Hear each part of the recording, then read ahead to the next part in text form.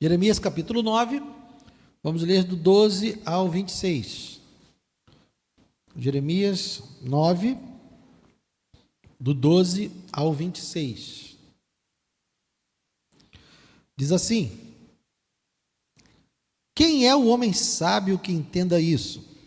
E a quem falou a boca do Senhor para que possa explicá-lo? Porque a terra foi destruída e se queimou como o deserto pelo qual não passa ninguém. O Senhor respondeu: porque deixaram a minha lei, que pus diante deles, e não deram ouvidos ao que eu disse, nem andaram com a minha lei. Pelo contrário, andaram na dureza do seu coração, e seguiram os Baalins, como os pais deles lhes ensinaram. Portanto, assim diz o Senhor dos Exércitos, Deus de Israel: eis que alimentarei esse povo com absinto e lhe darei de beber água envenenada. Eu os espalharei entre as nações, que nem eles nem os seus pais conheceram, e enviarei a espada após eles, até que eu os tenha destruído. Assim diz o Senhor dos Exércitos: considerem e chamem carpideiras para que venham, mandem procurar mulheres hábeis para que venham, que elas se apressem e levantem sobre nós o seu lamento, para que os nossos olhos se desfaçam em lágrimas e as nossas pálpebras destilem água. Porque uma voz de pranto se ouve de Sião: como estamos arruinados, estamos muito envergonhados, porque deixamos a nossa terra e eles derrubaram as nossas casas. Portanto, mulheres, escutem a palavra do Senhor, e que os seus ouvidos recebam a palavra da sua boca. Ensinem às suas filhas um canto fúnebre, que cada uma ensine à sua companheira uma lamentação, pois a morte subiu pelas janelas e entrou em nossos palácios, exterminou as crianças nas ruas e os jovens nas praças. Fale, assim diz o Senhor: os cadáveres das pessoas ficarão espalhados como adubo sobre o campo, como espigas que o ceifeiro deixa para trás, sem que haja quem as recolha. Assim diz o Senhor: não se glorie o sábio na sua sabedoria, nem o forte na sua força, nem o rico nas suas riquezas, mas aquele que se gloria, glorie-se nisso, em me conhecer e saber que eu sou o Senhor, e faço misericórdia, juízo e justiça na terra, porque destas coisas me agrado, diz o Senhor. Eis que vem dias, diz o Senhor, em que castigarei todos os que são circuncidados apenas na carne, e o povo do Egito, de Judá, de Edom, e os filhos de Amon, de Moabe, e todos os que cortaram o cabelo nas têmporas e vivem no deserto, porque todas essas nações e toda a casa de Israel são incircuncisos de coração. Pai amado, obrigado, Deus, pela tua palavra, que o Senhor fale conosco nessa noite. Precisamos de ti, precisamos do teu Espírito, precisamos da tua voz, precisamos que o Senhor nos ensine, ó Deus, que o Senhor possa suprir cada uma das minhas limitações, cada uma das minhas fraquezas, e que o Senhor fale poderosamente apesar de mim nessa noite. Eu te peço e te agradeço, no nome santo de Jesus. Amém e amém. Pode sentar, queridos. Semana passada nós vimos como tanto o profeta quanto o Senhor lamentavam, estavam tristes, estavam chorando por causa do juízo que viria sobre Judá. Nós vimos que Deus não tem prazer em punir, mas Ele faz isso porque é necessário, porque é justo. A sentença era clara. Ele perguntava: posso eu deixar impune uma nação como essa? Então a questão é: como Deus poderia deixar impune uma nação que amava ouvir as mentiras dos seus falsos mestres? Como é que Deus poderia deixar impune uma nação que abandonou a justiça, uma nação que estava vivendo completamente contrário àquilo que Deus havia determinado para eles? Falsos mestres distorciam a verdade de Deus e o povo abraçava as mentiras, amava as mentiras dos falsos mestres, porque eram mentiras que eram boas para as suas intenções, eram mentiras que se encaixavam com aquilo que estava no coração delas. Nós vimos desde o início do livro de Jeremias que o juízo de Deus não é algo arbitrário, não é algo cruel. Deus não faz isso porque tem prazer em matar, em punir, em julgar. Ele demonstra o tempo inteiro que está chamando o povo ao arrepimento. O desejo dele mesmo é abraçar o seu povo. O desejo dele mesmo é que o povo se arrependa e volte. E ele faz promessas e diz: olha, eu os curarei das suas rebeldias. Deus está sempre disposto a perdoar esse povo, mas da mesma forma que Deus incansavelmente chamou o seu povo ao arrependimento, esse povo consistentemente rejeitou cada um dos avisos do Senhor, rejeitou cada uma das oportunidades que Deus deu, abertamente se voltou contra Deus. O texto de hoje não é diferente. Vocês ouviram que o texto de hoje continua falando do juízo. Deus continua trazendo as razões do sofrimento de Judá. Deus continua trazendo as razões da punição que Ele está derramando sobre Judá, porque Deus não quer que haja dúvidas de que Ele só está punindo porque é necessário. Ele só está fazendo o que qualquer pai justo faria diante de um filho completamente rebelde.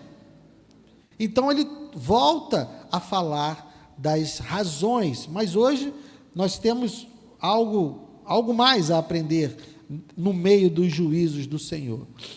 Nós vamos dividir esse texto, do verso 12 ao verso 26, em 3 partes. Para você que gosta de anotar, a primeira parte, nós vamos falar da falsa sabedoria do povo. Isso vai estar nos versos 12 ao 16. A segunda parte, nós vamos falar da escola do lamento. Vai estar nos versos 17 ao 22. E, por fim, nós vamos falar da glória verdadeira, dos versos 23 ao verso 26. 3 partes e, no final, também 3 aplicações baseadas em cada uma dessas partes. Então, a primeira parte, a falsa sabedoria, versos 12 ao 16. Quem é o homem sábio que entenda isso? E a quem falou a boca do Senhor para que possa explicá-lo? Porque a terra foi destruída e se queimou como o deserto pela qual não passa ninguém. O Senhor respondeu: porque deixaram a minha lei que pus diante deles e não deram ouvidos ao que eu disse, nem andaram na minha lei. Pelo contrário, andaram na dureza do seu coração e seguiram os Baalins, como os pais deles lhes ensinaram. Portanto, assim diz o Senhor dos Exércitos, Deus de Israel: eis que alimentarei esse povo com absinto e lhe darei de beber água envenenada. Eu os espalharei entre nações que nem eles, nem os seus pais conheceram, e enviarei a espada após eles, até que eu os tenha destruído. Veja que aqui Deus começa com perguntas. Ele está dizendo: quem é o homem sábio que entenda isso? Isso o quê? O juízo. Deus está perguntando quem é que consegue explicar por que Judá será destruída. Quem é o homem sábio que vai dizer por que a terra foi destruída e por que se queimou como o deserto? Ele está perguntando: há algum sábio? Por quê? Porque o povo, lá no verso 8, do capítulo 8, não sei se você se lembra, eles se intitulavam como sábios. Volta aí um pouquinho aí, verso 8 do capítulo 8. Deus pergunta, né? Como vocês podem dizer: somos sábios e a lei do Senhor está conosco? Então nós vimos que tanto a liderança, os sacerdotes, o rei, os mestres, eles estavam dizendo: não, nós somos sábios, a lei do Senhor está conosco.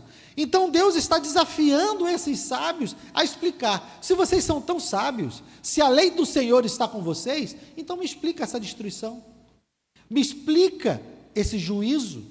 Quem é que pode explicar, então, se vocês são sábios e se a lei do Senhor está do seu lado, e se vocês são fiéis à palavra do Senhor, se vocês estão vivendo de acordo com a vontade de Deus, então me explica o que está acontecendo e o que vai acontecer.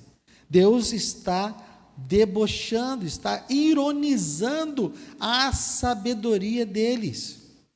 Deus está dizendo que a sabedoria deles não sabe explicar o que está acontecendo. E como eles não sabem explicar o que está acontecendo, Deus então explica. Verso 13: o Senhor respondeu: porque deixaram a minha lei. Deus está de novo mostrando que o povo, que o motivo deles estarem sofrendo, que o motivo de um juízo tão duro, tão pesado que Deus vai trazer sobre eles, é porque eles abandonaram a lei do Senhor. E ao abandonar a lei do Senhor, eles seguiram seus próprios caminhos e caíram. Caíram espiritualmente e caíram moralmente. Se você voltar nas mensagens anteriores, você vai lembrar que eles estavam vivendo não apenas idolatria, essa é a queda espiritual, eles estavam adorando outros deuses, eles estavam buscando ídolos, adoravam ao Senhor, mas também adoravam outros deuses. Essa é a queda espiritual que é consequência deles terem se afastado da palavra de Deus. A outra queda, que é consequência de se afastar da palavra de Deus, é a queda moral, porque a sociedade estava mergulhada em corrupção, adultério, opressão. Tudo isso porque eles se afastaram da palavra de Deus. Então Deus está dizendo: olha, o castigo que vem sobre vocês é porque vocês se afastaram, porque vocês deixaram a minha lei. Verso 14: pelo contrário, andaram na dureza do seu coração e seguiram os Baalins. Quando o povo de Deus se afasta da palavra, é inevitável que ele caia moralmente e caia espiritualmente. Ele vai adorar outros deuses e ele vai cair em pecados morais. Ele será um povo corrupto. Deus está debochando dessa sabedoria, porque essa sabedoria deles os levou à ruína. Confiar no seu próprio coração, confiar na sua própria sabedoria, os levou à ruína. Deus debocha disso e diz: quem é o sábio então? Cadê a sua sabedoria diante do juízo que eu trago? Então ele agora entra no outro trecho que a gente chamou de a escola do lamento, verso 17. E como eu falei com vocês, quando muda aqui essa moldura, né, essa forma de escrever, já não é mais justificado, né, que vai de lado a lado, quando aqui já é uma poesia, a partir do verso 17 até o verso 22, é uma poesia. Então Deus começa a falar em tom poético. Assim diz o Senhor dos Exércitos: considerem e chamem carpideiras. Sabe o que são carpideiras? Carpideiras eram mulheres profissionais em chorar. Eram profissionais em lamentar. Lá naquela época, naquela cultura, quando queria se dar uma ênfase ao sepultamento de uma pessoa, para que aquela pessoa fosse considerada importante, se contratava mulheres para chorar. Então elas eram especialistas em lamento, elas eram especialistas em choro. Então Deus está dizendo: olha, já que vocês não quiseram aprender de mim, e não quiseram aprender a minha palavra, então agora vocês vão precisar aprender a o quê? A chorar. Vocês vão precisar aprender a lamentar. Deus está aqui dizendo: como não havia ensino por parte dos mestres, já que os mestres estavam ensinando mentiras, já que as pessoas estavam desejando aprender mentiras, então Deus agora, ironicamente, ele trocou o ensino e trocou os mestres. Em vez de aprenderem com os sacerdotes, eles agora precisam aprender com as carpideiras. Eles precisam aprender com as mulheres que choravam nos velórios, com as mulheres que choravam nos enterros. E ao invés de aprender a palavra do Senhor, eles estavam precisando aprender a chorar. Então Deus mudou, porque eles confiaram na sua sabedoria, porque eles confiaram no seu coração, eles agora precisavam aprender a chorar. Por isso que eu falei da escola do lamento. Verso 18: que elas se apressem e levantem sobre nós o seu lamento. para que os nossos olhos se desfaçam em lágrimas e as nossas pálpebras destilem água. O povo precisava lamentar pela sua condição. O povo precisava chorar por conta dos seus pecados, por conta da maneira como eles estavam vivendo. Deus está dizendo: olha, vocês têm que parar de se achar sábios e têm que então começar a lamentar pela maneira como vocês estão vivendo. Lamentar e chorar porque vocês estão afastados da minha lei, afastados da minha vontade. Aprender a chorar. A sabedoria, então, não está com os mestres. A sabedoria não está com os sacerdotes. A sabedoria não está com os profetas. Deus está dizendo que agora a sabedoria está com as pranteadoras. A sabedoria está com as mulheres que sabiam chorar. E aquele povo precisava aprender a chorar. De maneira irônica, Deus está trocando o sistema de ensino de Judá para que já que eles rejeitaram o conhecimento da lei, já que eles rejeitaram o ensino de Deus, então eles agora vão buscar outro tipo de sabedoria, vão então encontrar a sabedoria dos que choram. Quem não aprende, por bem, vai aprender por mal. Aqueles que não souberam desfrutar da misericórdia e da graça de Deus, vão experimentar então o seu juízo, vão experimentar então o seu julgamento. Então o texto passa para a verdadeira glória, para a glória verdadeira, versos 23 ao 26.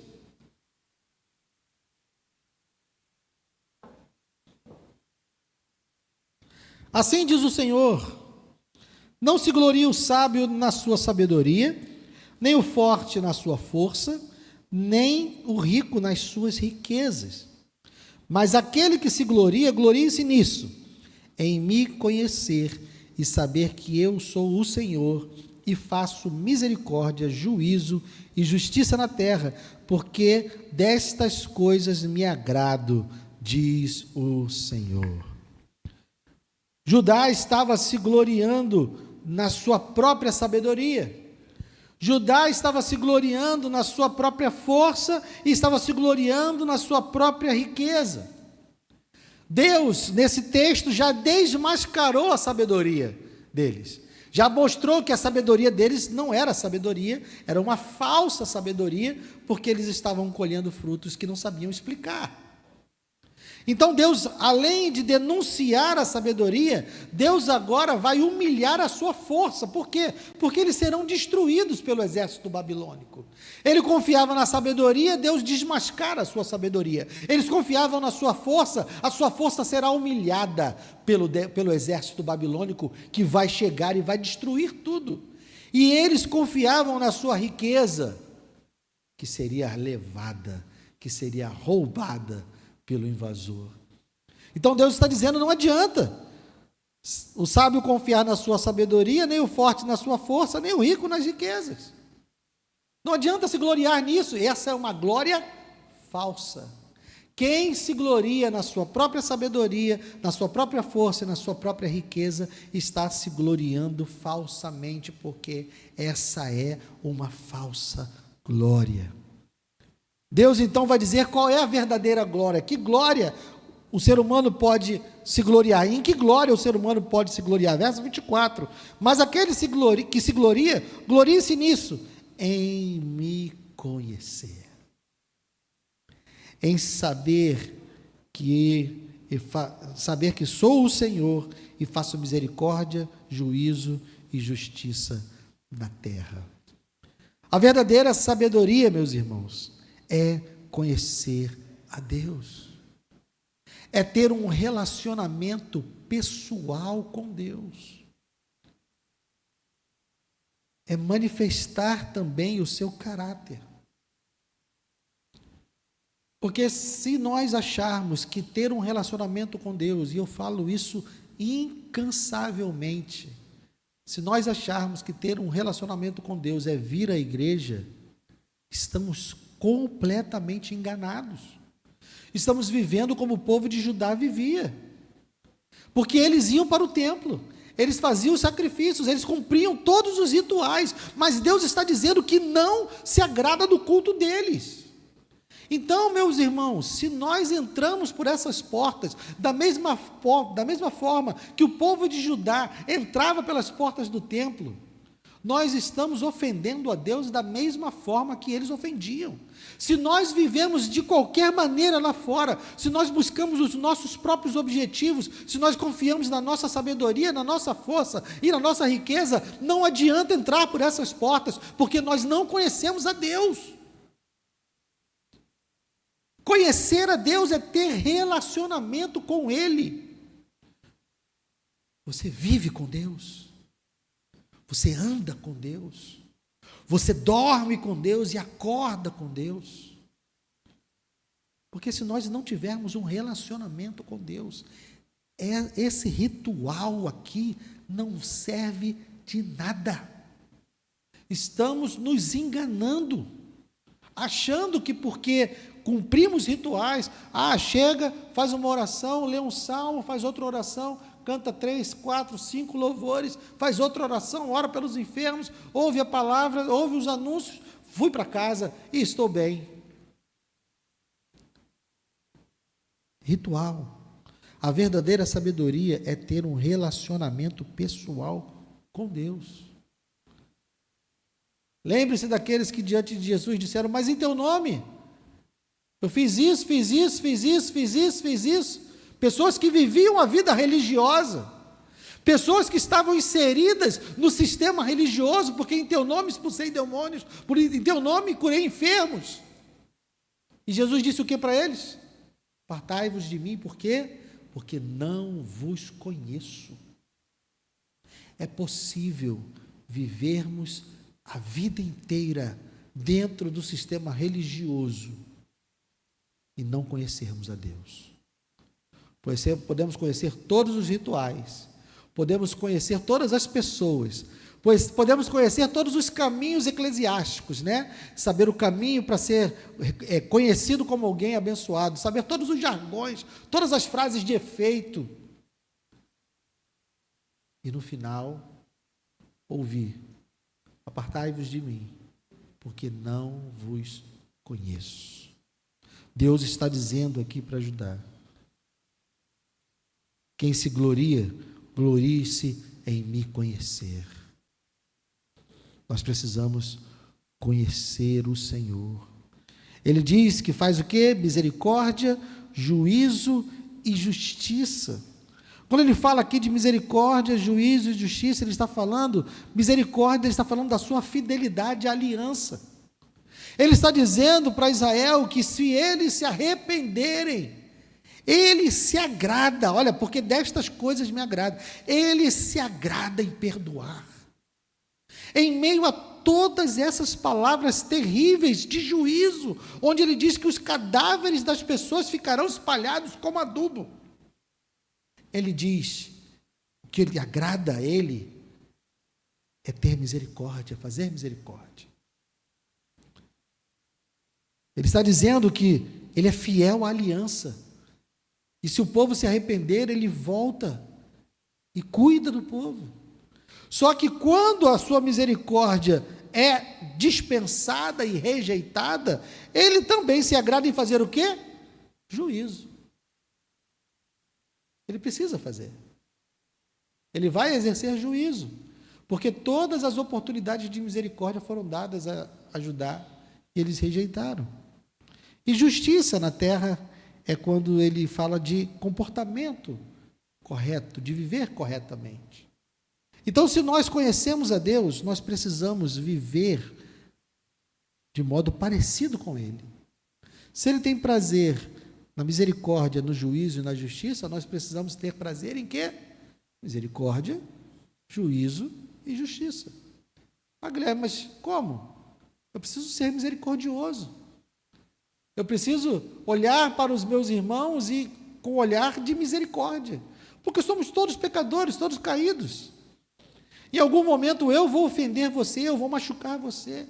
Em algum momento você vai me ferir e vai me machucar. E nós precisamos ser misericordiosos uns com os outros, porque Deus foi misericordioso conosco. Quando ele fala de juízo, não é porque nós vamos julgar as pessoas, Deus é juiz. Mas quando ele fala de nós, o juízo é nós compreendermos que existe o certo e existe o errado. E não somos nós que definimos o que é o certo e o que é o errado. Judá estava definindo o seu próprio certo e errado. Por isso eles se afastaram da lei do Senhor. Eles estavam decidindo. Mas Deus está dizendo que nós precisamos nos ater à sua lei e confiar naquilo que Ele diz que é certo e naquilo que Ele diz que é errado. E por fim, praticar a justiça, viver de modo digno e de acordo com os ensinamentos de Deus, fazendo o que é certo e se afastando do que é errado. Então nós precisamos conhecer a Deus, ter um relacionamento pessoal com Ele, e desse relacionamento vai derivar uma vida parecida com a vida dele. Nós não seremos santificados pelo número de cultos que a gente frequenta. Nós não seremos santificados pelo número de vezes que lemos a Bíblia como um ritual. Eu já li a Bíblia 50 vezes. E o que isso fez na sua vida? De que maneira você leu a Bíblia? Eu já, já passei 15 horas orando direto, sem comer e nem beber nada. Não é nada disso que nos recomenda diante de Deus. Nós temos um relacionamento com Ele. Isso passa por oração? Claro. Passa pela leitura da Bíblia? Claro. Mas tudo no propósito de nós termos um relacionamento com Ele. Eu não posso ler a Bíblia só para poder dizer que li a Bíblia. Eu não posso orar 15 horas só para poder dizer que orei 15 horas. Eu preciso ter um relacionamento com Deus. Senão é só ritual. Senão é só formalidade. Eu estou confiando em rituais, porque não conheço a Deus. E nessa verdadeira glória, ele denuncia, por fim, a condição verdadeira do coração de Israel.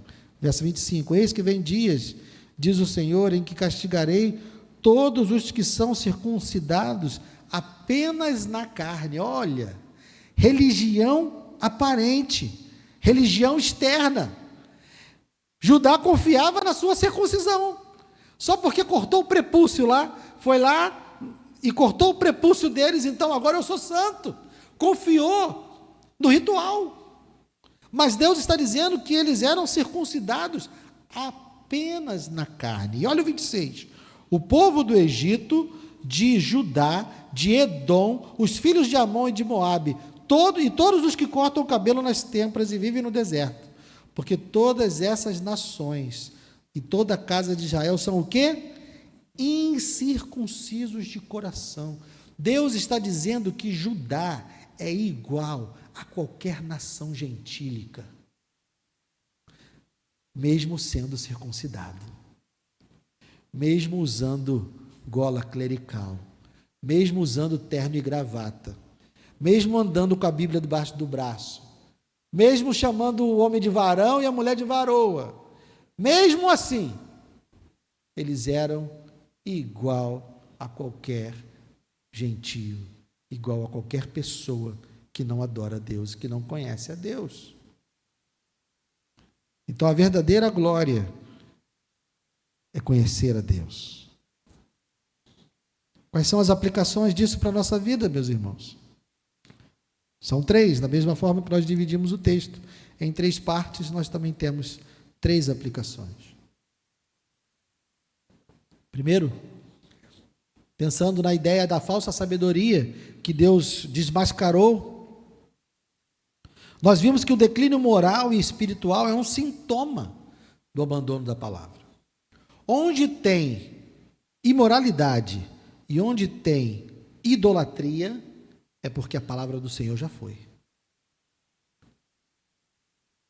Judá se considerava sábio, mas foi desmascarado por Deus na sua falsa sabedoria, porque o fruto deles era o fruto de quem já tinha abandonado a palavra de Deus.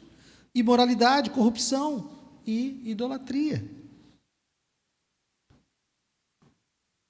O povo de Deus hoje, cada dia mais, está envolvido em escândalos, Cada dia mais nós vemos a igreja sendo maculada por corrupção, adultério, divórcio. Tudo isso já está natural. Tudo isso já está tornado comum. A imoralidade já está em franco avanço numa grande parte da igreja. E a idolatria também. Como, Guilherme? Amor ao dinheiro. Quando nós vemos escândalos morais e idolatria, é porque a palavra de Deus já foi. Então, se você é um servo de Deus, conheça a palavra de Deus, para você poder identificar quem é um falso mestre, quem é um falso profeta, e vai ver nos frutos deles, identificar no fruto deles, o fruto de quem já abandonou a palavra. Fique atento, porque esse mundo está cheio de falsos mestres e de falsos profetas. Precisamos voltar à palavra. A igreja precisa voltar a conhecer a palavra, porque, meu irmão e minha irmã, se você não conhecer a palavra, você está indefeso diante das mentiras. E, meus irmãos, acreditar em mentira é fácil, porque agrada ao nosso coração. A palavra de Deus é confrontadora, a mentira faz carinho no pecado, carinho na nossa forma de viver. Você precisa conhecer a palavra para você poder identificar quem é um verdadeiro, quem é um falso mestre. Não confie na sua sabedoria. Não confie na sabedoria dos outros. Confie na palavra. Ela é a régua de medir. É a palavra que julga todo mundo. Mas nós precisamos conhecer a palavra. Como eu falei na semana passada, existem pessoas que são capazes de dividir uma igreja, baseado em algo que ela nunca leu, mas ouviu alguém dizer. Nós precisamos conhecer a palavra. Meu primeiro pastor, eu fui abençoado com um homem, pastor Hélio, lá da igreja Nova Vida de Comendador Soares. Foi meu primeiro pastor. Me converti e fui mandado para lá. Ele era diácono. E ele sempre me ensinou, Guilherme, não a mim, mas a igreja, né? A Bíblia que está na minha mão está na tua. Você não vai poder dizer lá no céu que foi enganado por mim, porque a Bíblia está na tua mão. Se eu falar algo errado aqui, você precisa saber aí. E eu digo para vocês a mesma coisa que o pastor Hélio me disse. Quando eu me converti, você precisa saber quando eu erro. E você precisa, como meu irmão, me ajudar nos meus erros. Você não pode confiar cegamente naquilo que eu falo, porque eu posso errar. Mas você só vai saber se eu errei se você conhecer a palavra de Deus. Então, se você não vai poder chegar lá no céu e dizer, mas foi o Guilherme que falou. Aí ele vai falar, o Guilherme já está tendo a paga dele aqui. Você vai ter a sua, porque você também tinha a Bíblia nas mãos. Então nós precisamos conhecer a palavra. Fuja da falsa sabedoria. Segunda aplicação da escola do lamento. Meus irmãos, nós precisamos aprender a chorar. Nós precisamos andar muito aflitos. Sabe por quê? Porque a igreja hoje está andando confiante. A igreja hoje está andando altiva. Quando na verdade a nossa condição é de lamento. A igreja está muito orgulhosa das suas conquistas. A igreja está muito orgulhosa do seu espaço. Mas a nossa condição é de choro. Os escândalos que vemos, quem acompanha a internet, nós deveríamos estar chorando diante de tantas coisas loucas, de tantas coisas absurdas que aparecem no nosso meio. Tudo, ou quase tudo, por dinheiro. Quando você vai ver o que está por trás dessas loucuras, são cachês de 10, 15, 20, 30 mil reais.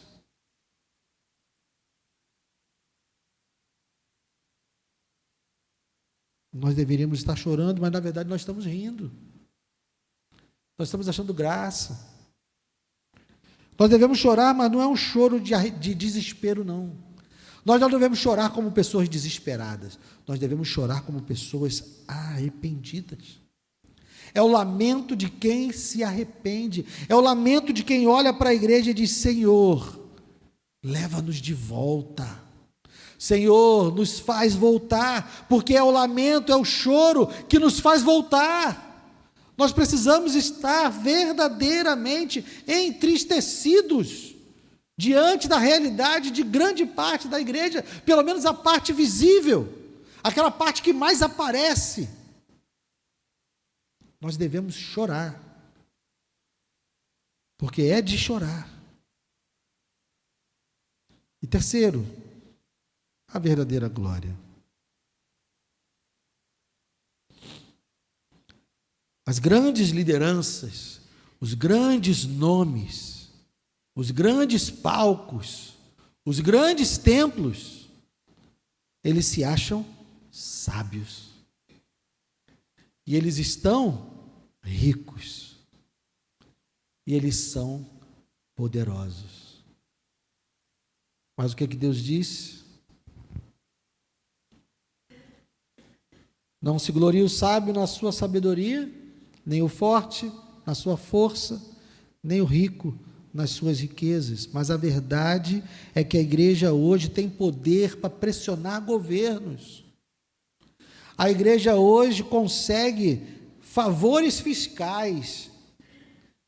A igreja hoje consegue perdão de dívidas, porque pressiona governos, porque tem poder. A igreja, essa parte da igreja, tem uma bancada, tem fortunas, tem jatinhos. Se acham sábios, estão ricos e são poderosos. Essa parte visível, essa parte mais visível da igreja, está confiando hoje nas mesmas coisas que Judá confiava. E meus irmãos, nosso Deus não muda. O nosso Deus vai tratar os mesmos problemas da mesma maneira.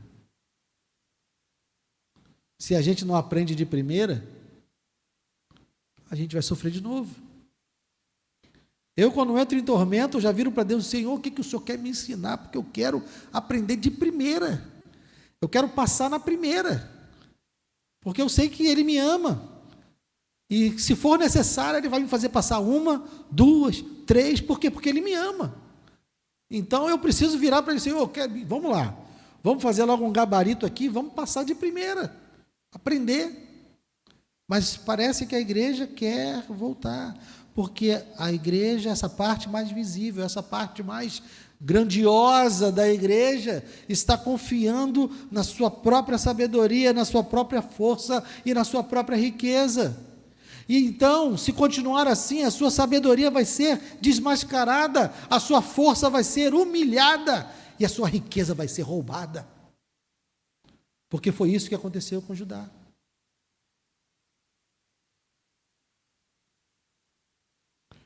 O que a igreja hoje precisa é saber que Deus faz misericórdia, juízo e justiça nesse mundo. Precisa conhecer a Deus. Porque sabe quem foi que fez misericórdia, juízo e justiça nesse mundo? Jesus. Jesus é a imagem do Deus vivo. Jesus veio nessa terra e andou em misericórdia. Jesus expressou o juízo, mostrando o que era certo e o que era errado, e morrendo, cumprindo e recebendo sobre si o juízo que era meu e seu, ele recebeu sobre si, e ele viveu de maneira reta, demonstrando a justiça de Deus. Jesus é o próprio Deus fazendo misericórdia, juízo e justiça nessa terra. E a minha pergunta é: você consegue imaginar Jesus, esse Jesus que você conhece aqui da Bíblia, você consegue imaginar Jesus frequentando os grandes palcos que estão sendo montados em nome dele por aí? Você chega a ver o que acontece por aí? Recentemente nós tivemos grandes palcos montados em nome de Jesus. Mas quando você assiste o que acontece lá, quando você vê a maneira como as pessoas estão se comportando, como você vê a maneira como as pessoas estão se comportando em cima do palco e como as pessoas estão se comportando ali embaixo do palco, você consegue imaginar Jesus de Nazaré naqueles palcos? Eu não consigo.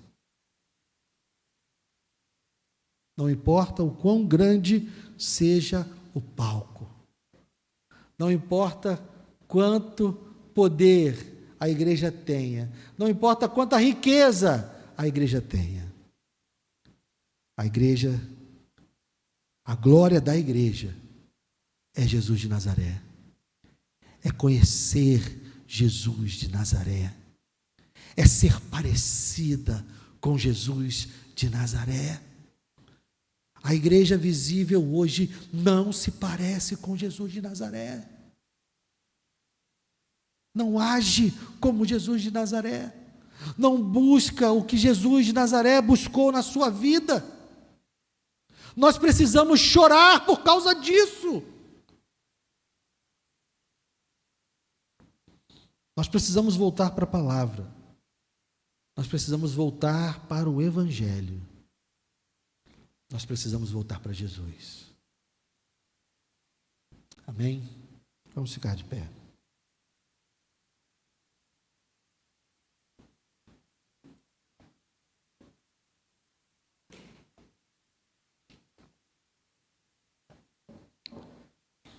Senhor, tem misericórdia de nós. Senhor, tem misericórdia de nós. Nenhum de nós aqui, Senhor, é melhor do que ninguém. Não estamos nos colocando aqui como juízes da sua igreja, porque a igreja é sua, Senhor. Nós só estamos buscando aprender o que a tua palavra diz e buscando viver de acordo com a sua palavra. Jeremias foi a tua boca em meio a Judá. Jeremias está sendo a sua boca em meio à igreja, ainda hoje. Não porque eu estou pregando Jeremias, mas porque o Senhor colocou o livro de Jeremias na tua Bíblia, na tua palavra, e colocou ela disponível à sua igreja. E Jeremias está pregando hoje a toda a sua igreja. Senhor, tem misericórdia de nós. Ensina-nos a chorar, ó Deus. Nós queremos a tua palavra, nós queremos a tua vontade, nós queremos o Senhor. Nós queremos conhecer o Senhor. Rejeitamos a nossa sabedoria, rejeitamos o nosso poder, rejeitamos as nossas riquezas, Senhor. Rejeitamos e declaramos que nossa vida está nas tuas mãos. Então, Senhor, ajuda-nos para que essa oração seja verdadeira e que nós possamos realmente, Senhor, conhecer a Ti. Livra-nos de sermos cumpridores de rituais. Livra-nos, Senhor, de confiarmos apenas nas coisas da igreja. Que nós sejamos igreja. Que nós sejamos seus filhos e vivamos de acordo com essa nova condição, com essa nova identidade que nós recebemos de Ti. Muito obrigado, Senhor, por essa noite, obrigado pela Tua palavra, que ela permaneça no nosso coração, E que teu Espírito complete aquilo que eu não fui capaz de ensinar. Que o Senhor continue falando aos nossos corações ao longo da semana. E leva-nos agora para as nossas casas em segurança, eu te peço. Em nome de Jesus, amém. Obrigado, meus irmãos. Deus abençoe.